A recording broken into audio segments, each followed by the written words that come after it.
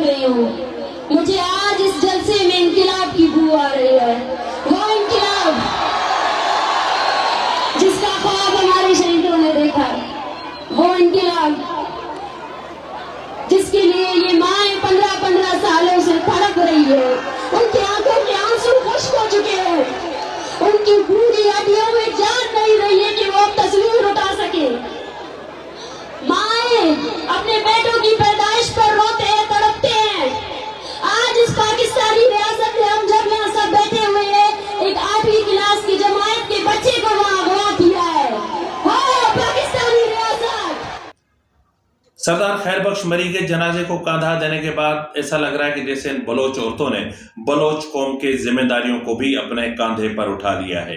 جب مردوں کی پگڑیاں عورتوں کے سروں پر آ جائیں تو مان لیجئے کہ وہاں کا سرداری نظام دفن ہو چکا اور وہاں کے نظام کی فرسودہ اور بوسیدہ دیواریں زمین بوس ہو چکی ہیں. مان لیجئے اور یقین کر لیجئے کہ جب خالی ہاتھ اور نہتے لوگ آنکھوں میں آنسو بہاتے صدائے احتجاج بلند کرتے سڑکوں پر آ جائیں تو اس حقیقت کو تسلیم کر لیجئے کہ ان کا ریاست اور ریاستی دستور پر سے اعتماد اٹھ چکا ہے. یہ لمحہ فکریہ ہے ریاست کے لیے کہ ایسی صورت میں وہ سازشوں کے جال بننے کی بجائے مذاکرات کی ٹیبل پر آ جائیں, ان معاملات کو سلجھانے کی کوشش کریں بجائے اس کے کہ الجھنیں پیدا ہوں. معاملات سلجھائے جا سکتے ہیں, معاملات کو ٹھیک کیا جا سکتا ہے. ریاست نرم گوشہ اختیار کرے اور پھر ان تمام مسائل کے حل کے لیے سنجیدہ کوششیں کرے. عادل کو عدل کرنا چاہیے, قاضی کو نیند سے بیدار ہو جانا چاہیے, چوکیدار کو چوروں کا ساتھ چھوڑ کر اپنے مالک کے ساتھ کھڑا ہو جانا چاہیے, کیونکہ اگر ایسا نہیں کیا گیا تو پھر جو بیرونی دشمن ہے وہ ہماری کمزوریوں کا فائدہ اٹھاتا ہے, پھر وہ ہمارے گھر میں گھس آتا ہے اور پھر ہمارے گھر کے پورے نظام کو, پورے سسٹم کو تہس نہس کر دیتا ہے. جی ناظرین, میں آپ کا میزبان نواز بھٹو اور آپ دیکھ رہے ہیں فرواز NB نیوز. اور اس وقت جو کچھ میں نے آپ کو کہا وہ جو آپ نے پیچھے ویڈیو دیکھی اور پھر بیچ میں آپ نے تصاویر دیکھی, سچ میں فیکٹ یہی ہے کہ مجھے بھی بلوچستان سے کسی خونی انقلاب کی بو آ رہی ہے. اب یہ ریاست کا کام ہے, ریاستی اداروں کا کام ہے کہ وہ اپنی کانسٹیٹیوشنل ریسپانسبلٹیز کو سمجھتے ہوئے اس معاملے کا حل نکالیں. کہیں ایسا نہ ہو کہ کل بہت دیر ہو جائے.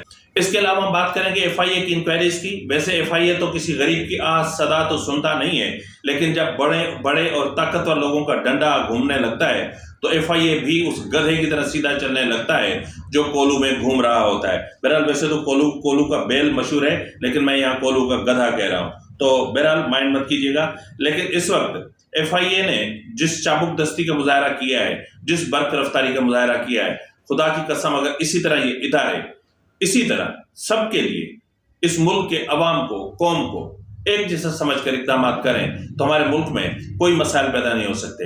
ان انکوائریز میں کتنے صحافی ہیں, کتنے مشہور شخصیات شامل ہیں, اس پر بھی ہم بات کریں گے. اور پھر ہم بات کریں گے کہ PTI جا رہی ہے. جی ناظرین, PTI جا رہی ہے اور پھر PTI کو الوداع کہنے کا وقت بھی آیا چاہتا ہے. اور پھر اس کے ساتھ ہی PTI کے رہنما عمران خان صاحب, ان کی سزائے موت میرے خیال میں یا عمر قید جو بھی ہوگی, میرے خیال میں اب وہ نیکسٹ ویک کے مڈ کے بعد کسی بھی وقت کچھ بھی ہو سکتا ہے. یعنی آئندہ ہفتہ PTI کے لیے انتہا سے زیادہ خطرناک اور سنگین ہے, کیونکہ یہ وہ وقت ہوگا جب PTI کے وکلا انتخابی مہم چلا رہے ہوں گے اور ان کا قائد یہاں سزا کی تیاری کر رہا ہوگا یا سزا سننے کے لیے خود کو تیار ہو رہا ہوگا. تو اس پر بھی ہم بات کریں گے. لیکن سب سے پہلے ہم بات کریں گے نواز شریف صاحب کی. آپ کو پتا ہے کہ نواز شریف صاحب نے جو ہے وہ PMLN نے اپنا انتخابی منشور پیش کر دیا ہے, اور میں بلاول بھٹو زرداری پہ ہنستا تھا کہ وہ اپنا بجلی کے ان صارفین کو جو ہے وہ رعایت دینے جا رہے تھے جو 300 یونٹ بجلی استعمال کرتے ہیں, یعنی ان سے کوئی پیسے نہیں لیا جائے گا. اب یہ کھربوں کا معاملہ بن جاتا ہے.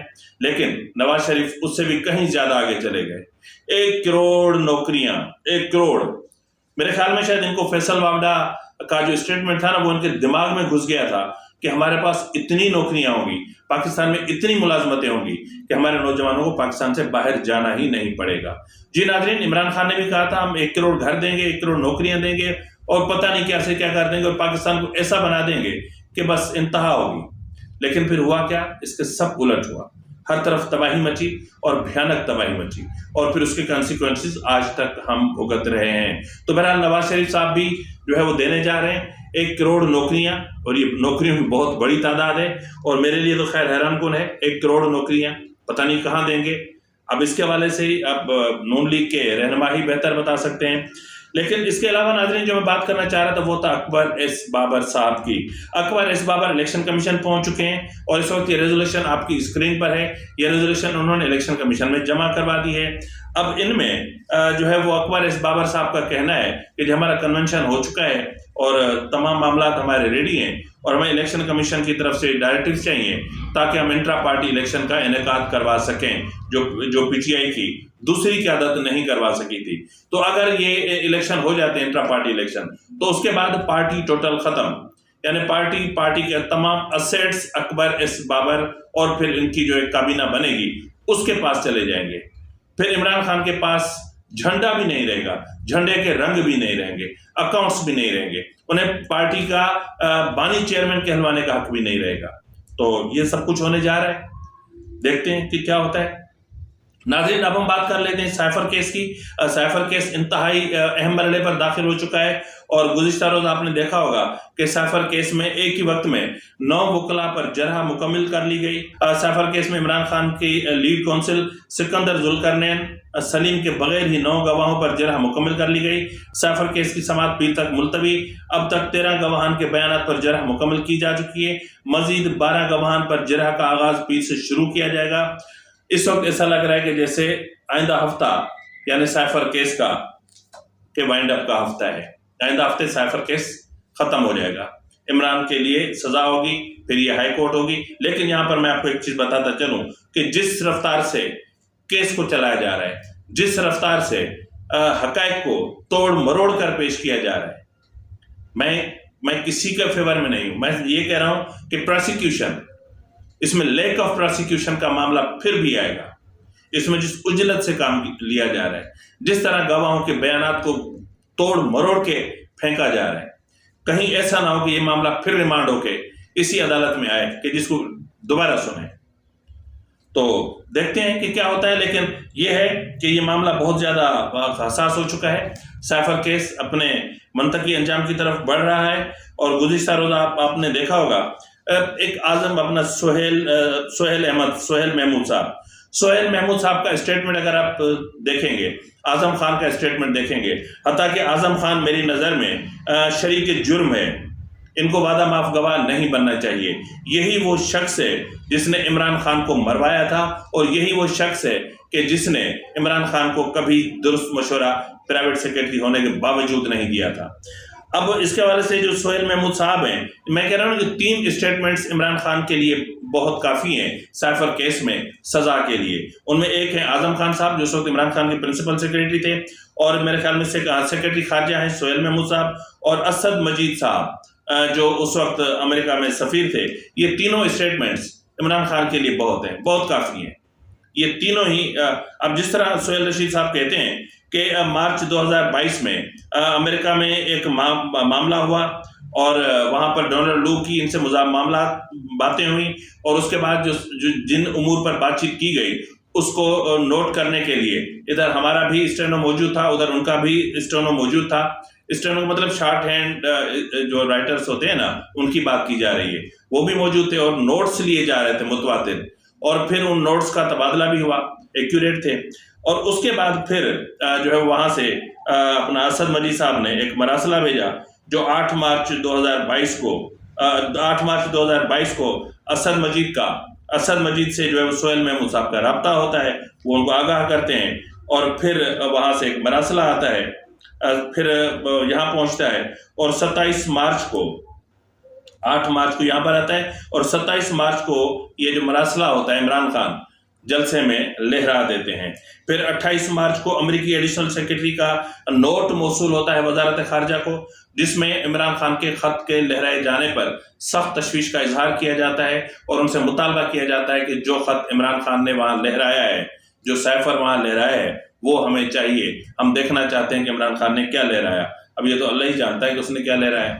وہ سائفر تھا یا کوئی اور پیپر تھا جس کو اس نے سائفر کہہ کر لہرایا، تو میرے خیال میں کہ آئین کے آرٹیکل 62 63 یا 63(1)(f) کے تحت عمران خان کو، جیسے عمران خان صادق اور امین، انہیں جھوٹ نہیں بولنا چاہیے، انہیں بتا دینا چاہیے کہ میں نے جھوٹ بولا تھا، وہ خط نہیں تھا، سائفر نہیں تھا، وہ ایک کاغذ تھا۔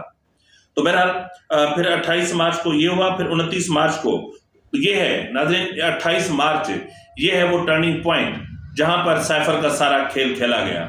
29 مارچ کو اپنا کہہ رہے ہیں سہیل محمود صاحب کہ مجھے بنی گالہ بلوایا گیا، اور وہاں پر شاہ محمود قریشی بھی موجود تھے، عمران خان صاحب بھی موجود تھے، اعظم خان صاحب بھی موجود تھے۔ تو وہیں پر مجھے کہا گیا کہ جی آپ اس مراسلے کو پڑھیں، ٹھیک ہے نا، اس جو سائفر ہے اس کو پڑھا جائے۔ میں نے پڑھ لیا۔ اب اس سے پہلے جو آڈیو لیک ہوئی ہے اس میں اس مراسلے کے حوالے سے کیا کہا گیا تھا کہ ہم ان سے کہیں گے کہ وہ اس مراسلے کو پڑھیں، پھر ہم اس کو نوٹ کر لیں گے، پھر ہم اس کو کھول دیں گے، ٹھیک ہے نا، یہی تھا نا کہ لیٹس پلے، آئیں کھیلتے ہیں، لیٹس پلے ود اٹ، ٹھیک ہے، تو یہی تھا لیٹس پلے ود اٹ، کہ اس طرح انہوں نے اس سائفر کے ساتھ یہ گیم کی، پھر ان کو پڑھوایا، پھر پڑھوا کے نوٹس لیے، نوٹس لے کے اس کو پھر تحریر کروایا۔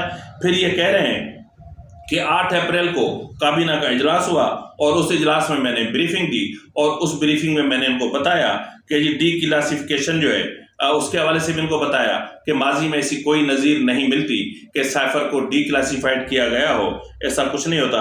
اور پھر میں نے ان کو سائفر سیکیورٹی جو گائیڈ لائنز ہیں ان سے بھی آگاہ کیا کہ سائفر سیکیورٹی کس طرح ممکن ہوتی ہے، کیا ہوتا ہے۔ اور پھر وہ کہہ رہے ہیں کہ 29 ستمبر کو تب میں ریٹائر ہو گیا تھا، تب تک تو وزیر اعظم ہاؤس سے وہ مراسلہ نہیں آیا تھا۔ اب اس اسٹیٹمنٹ میں انہوں نے ایک بات اور بھی کہی ہے، وہ یہ کہی ہے کہ یہ جو سائفر آیا تھا یہ سیکریٹری خارجہ کے لیے تھا، لیکن چونکہ معاملہ ایسا تھا تو ہم نے وہ وزیر خارجہ اور پرائم منسٹر اور ایک اجازت کے ساتھ، سیکریٹری خارجہ کی اجازت کے ساتھ اس کو جو ہے وہ تقسیم کروا دیا تھا، ڈی جی ISI کو، آرمی چیف کو، وزیر اعظم کو، وزیر خارجہ کو، ہر جگہ سے کاپی واپس آئی سوائے وزیر اعظم ہاؤس کے۔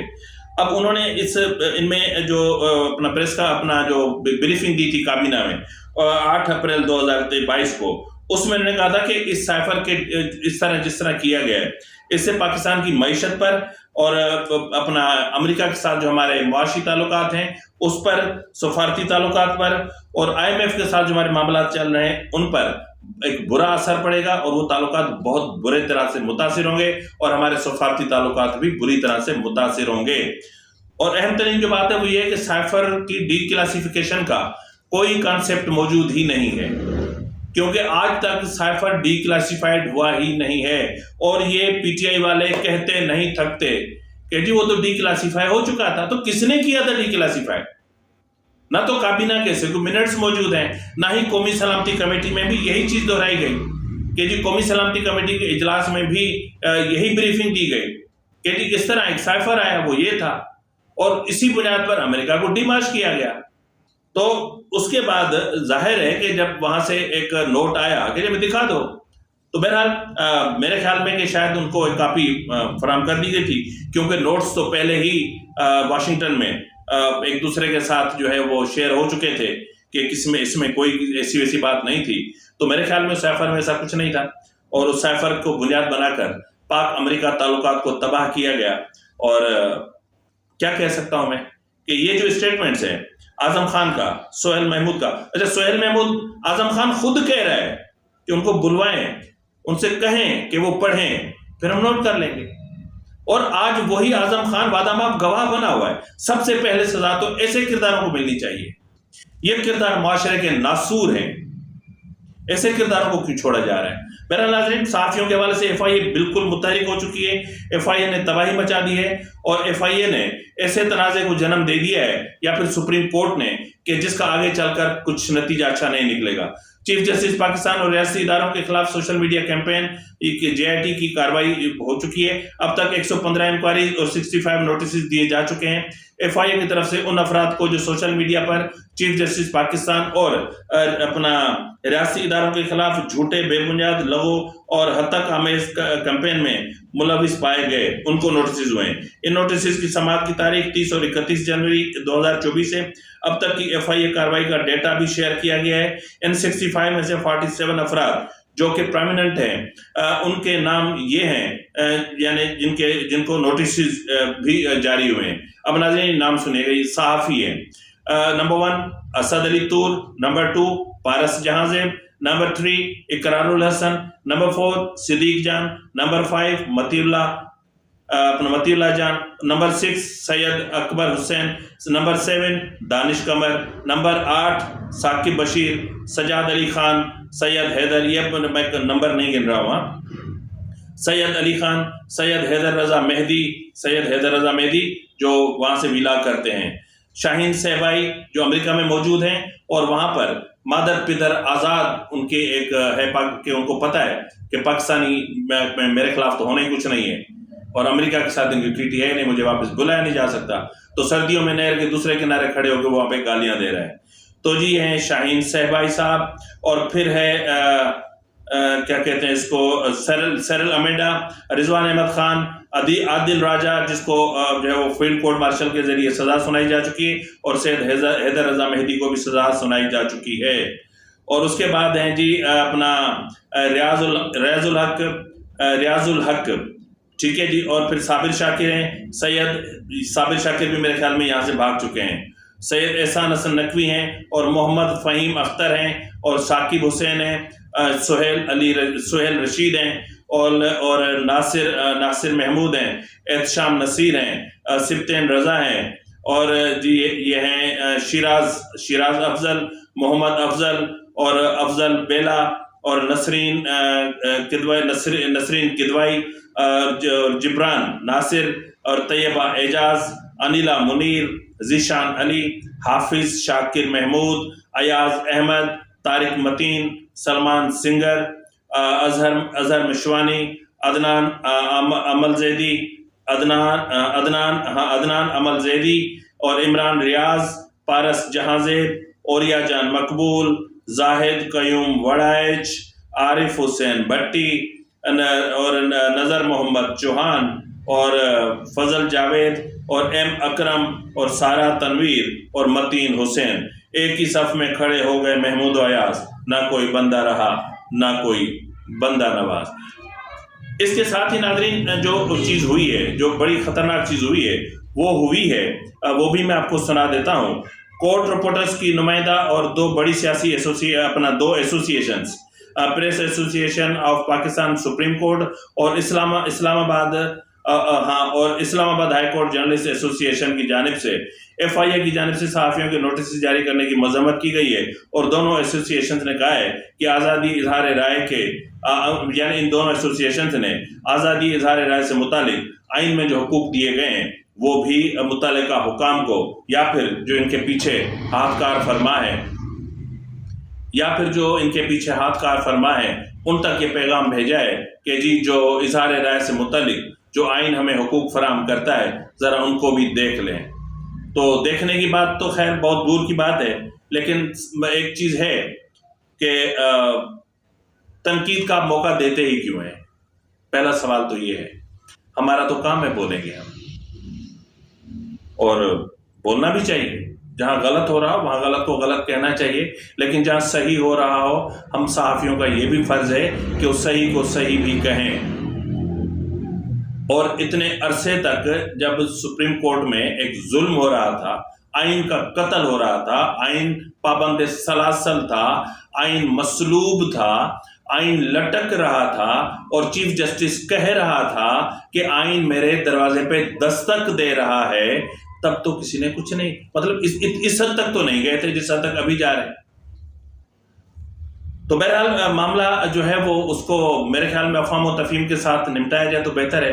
कहीं ऐसा ना हो कि सहाफ़ी तंजीमों को कोई बड़ा कदम उठाना पड़े। और अब देखना ये है कि ये जो दो सहाफ़ियों के ऑर्गेनाइजेशन हैं, क्या इनको PFUJ یا پھر اسلام آباد کا یونین آف جرنلسٹ یا پھر وہاں کی جو بھی آرگنائزیشنس ہیں یا پنجاب یونین آف جرنلسٹ ان کو سپورٹ کرتی ہیں یا نہیں کرتی ہیں، تو اس حساب سے ہی فیصلہ ہوگا. تو جو بھی ہوگا، جو بھی ہونا چاہیے اچھا ہونا چاہیے. بہرحال ناظرین، نواز شریف گئے، اپنا عمران خان گیا اور عمران خان کو ان کے اپنے ہی وکیل لے ڈوبے. پی ٹی آئی بھی گئی. اب لاکھ بار کرو دمادم مست قلندر، ہونا کچھ نہیں ہے، کیونکہ آپ کا اپنا دمادم مست قلندر ہو چکا. فی الوقت کے لیے اتنا ہی، ملتے ہیں اگلے پروگرام میں، تب تک اجازت دیجیے. فی امان اللہ.